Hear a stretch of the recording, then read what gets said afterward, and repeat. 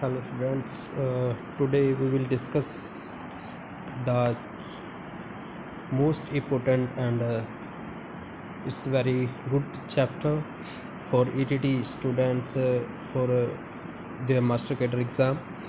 तो आज हम डिस्कस करेंगे मोशन चैप्टर के बारे में जो ETT के मास्टर कैडर का एग्ज़ाम होगा उनके लिए। ठीक है, तो जो आज हमारा टॉपिक रहेगा वो क्या है, मोशन के ऊपर ही हम आज पूरी की पूरी बात करेंगे। ठीक है, मोशन होता है क्या है? मोशन होता है किसी भी मूवमेंट को मोशन बोला जाता है। कोई चीज़ चल रही है उसको हम क्या कहते हैं, मोशन में है। ठीक है, जिसे हम हिंदी में गति भी कहते हैं, है ना। हिंदी में इसको गति भी बोला जाता है।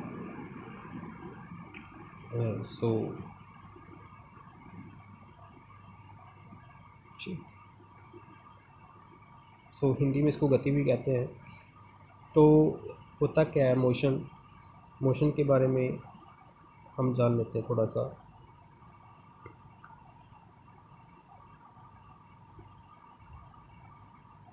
जो मोशन है ना,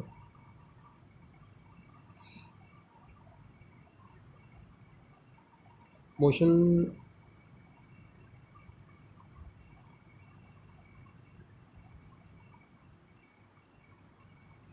जो मोशन के हम डिफरेंट डिफरेंट्स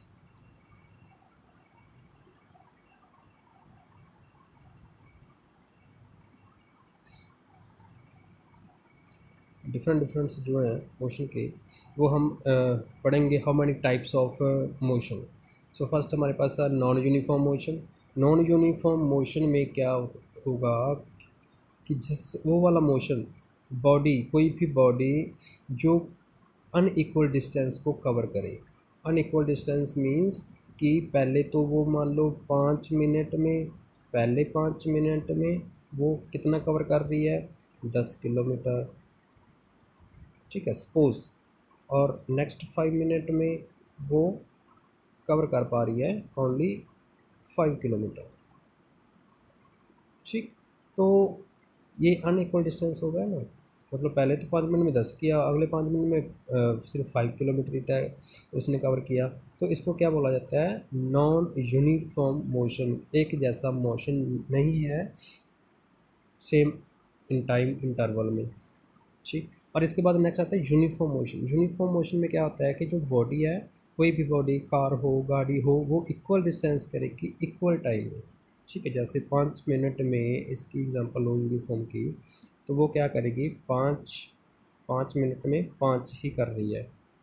ठीक है, नेक्स्ट जो 5 मिनट होंगे वो नेक्स्ट 5 किलोमीटर ही आगे मूव करेगी। ठीक है, तो ये क्या होगा, यूनिफॉर्म मोशन जिसमें एक जैसा ही डिस्टेंस कवर किया जाता है। ठीक, और मोशन क्या होता है फिर आपको बता देता हूँ। मोशन मूविंग बॉडीज जो होती है वो टाइम के साथ चेंज हो, अगर उसकी पोजीशन चेंज हो और टाइम के साथ चेंज होती रहे तो उसे हम मोशंस कहते हैं।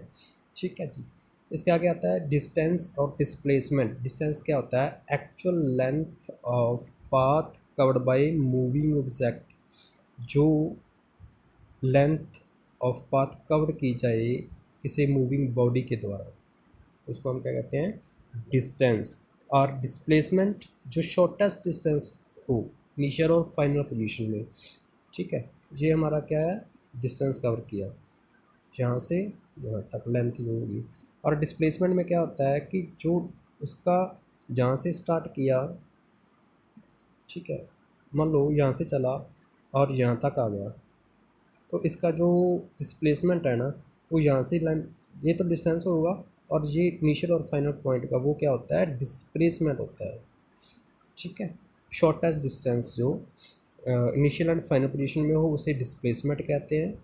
डिस्टेंस जो होता है वो स्केलर क्वांटिटी होता है। स्केलर क्वांटिटी मतलब कि उसकी डायरेक्शन नहीं बताई होती, ओनली हमारे पास मैग्नीट्यूड होता है, डायरेक्शन नहीं होती इसकी। इसको हम बोलते हैं, क्या बोलते हैं, स्केलर क्वांटिटी।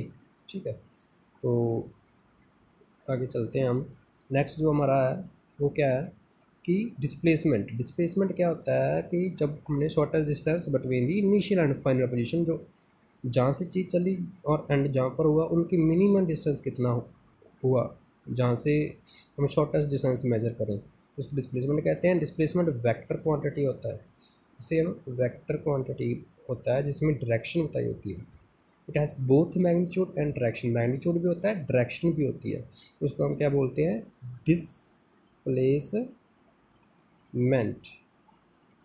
ठीक है जी, ओके।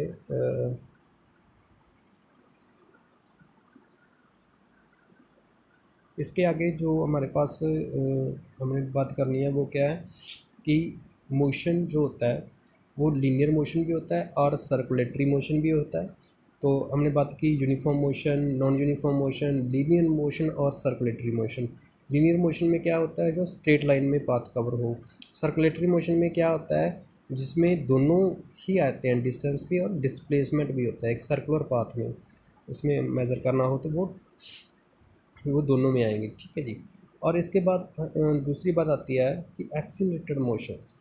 एक्सीलरेटेड मोशन कौन सा होता है, जो मोशन, ये वाला हम डिस्कस कर रहे हैं पॉइंट, वो ये वाला।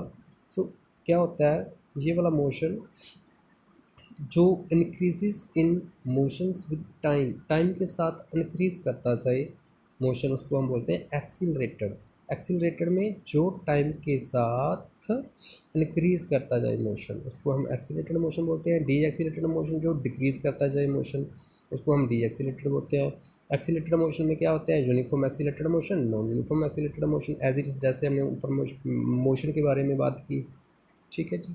तो आगे जो होता है डी एक्सीलरेटेड मोशन, ये भी यूनिफॉर्म और uniform deaccelerated and non uniform deaccelerated. इधर आगे दो बातें आती हैं हमारे पास, speed and velocity. So these two terms are different. Speed क्या होती है, स्पीड होती है distance travel in a unit time. एक यूनिट टाइम में कितना डिस्टेंस कवर किया गया उसको हम स्पीड बोलते हैं। So it is scalar quantity. जो स्पीड होती है वो स्केलर क्वांटिटी होती है। और डिस्प्लेसमेंट जो वेलोसिटी होती है, स्पीड और वेलोसिटी दो डिफरेंट हैं। वेलोसिटी क्या होती है, वेलोसिटी होती है displacement travelled in A given period. ठीक है। सो सो इन ए गिवन ए टाइम, इसको हम क्या बोलते हैं, मीटर पर सेकंड में बोलते हैं, इसकी यूनिट है। It is vector quantity. ठीक है, ये वेक्टर क्वांटिटी। वेलोसिटी वेक्टर होती है, वेलोसिटी जो होती है ये आपने याद रखना है, वेलोसिटी जो होती है वो वेक्टर होती है। वेक्टर क्वांटिटी जिसमें मैग्नीट्यूड और डायरेक्शन दोनों हो। Speed is a scalar quantity. ठीक है। आगे नेक्स्ट आते हैं, कुछ फॉर्मूलेज हैं जो आपने बहुत अच्छे से देखने हैं। जो फार्मूला क्या है हमारे पास, इक्वेशंस ऑफ मोशंस। फर्स्ट है, जो फर्स्ट इक्वेशन है, v minus u is equal to 80।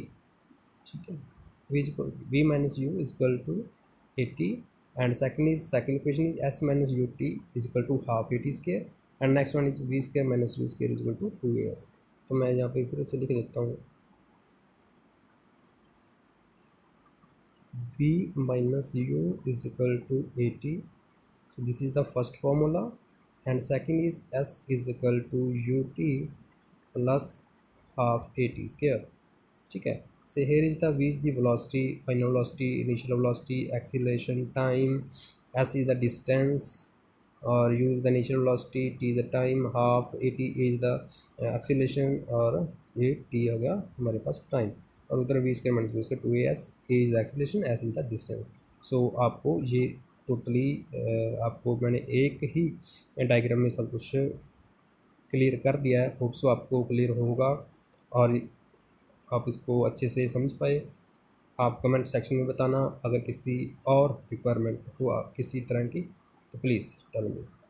So thank you. यहीं पे हम कवर करते हैं इस टॉपिक को।